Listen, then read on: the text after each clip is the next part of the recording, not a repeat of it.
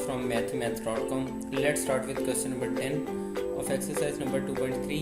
The statement of this question is y square minus 11y minus 152. इस question को भी इसी तरह से करना है जैसे अभी लास्ट क्वेश्चन हम करते आए हैं। इसमें हमने करना कुछ इस तरह से है कि यहाँ पे हम सबसे पहले y स्क्वायर का कोफिशिएंट देखते हैं जो कि 1 है। इस कोफिशिएंट को इस 152 से मल्टीप्लाई कर देते हैं। 1 मल्टीप्लाइड बाई 152 आ जाएगा। इसके बाद हम ना इसके पेयर्स बनाने शुरू करते हैं। तो इन पेयर्स में एक पेयर हमारे पास, आप खुद इसके पेयर बनाइएगा, एक पेयर इसके अंदर हमारे पास आ जाएगा 19 मल्टीप्लाइड बाई 8। यानी अगर 19 में से 8 को सब्ट्रैक्ट करें तो 11 आ जाता है हमारे पास। तो इसी पेयर को हमने यूज़ किया। इस पेयर के रूल से ये हमारे पास आ जाएगा Y square minus 19y plus 8y।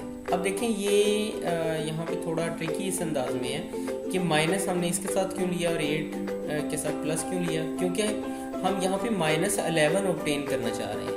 तो अगर हम यानी यहाँ पे ये जो 19 है, 19 के साथ अगर हम माइनस लेंगे, बड़े के साथ माइनस लेंगे तो ही हम जाके माइनस 11 ऑब्टेन कर सकेंगे। तो अब हम इन दोनों में से हम y को कॉमन ले लेते हैं। ये y कॉमन आ गया, यहाँ पे हमारे पास y माइनस 19 आ जाएगा। और इन दोनों में से हम 8 को कॉमन ले लेते हैं। जब 8 को कॉमन लिया तो ये हमारे पास y माइनस इधर भी 19 आ जाएगा।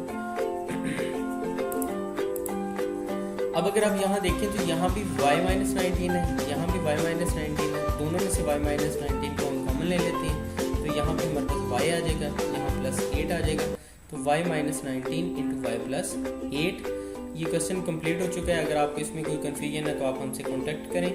हमारा यूट्यूब चैनल अवेलेबल है, आप उसे सब्सक्राइब करें ताकि हमारी लेटेस्ट वीडियोज़ और अपडेट्स आपको मिलती रहें। Thanks for watching mathhimath.com।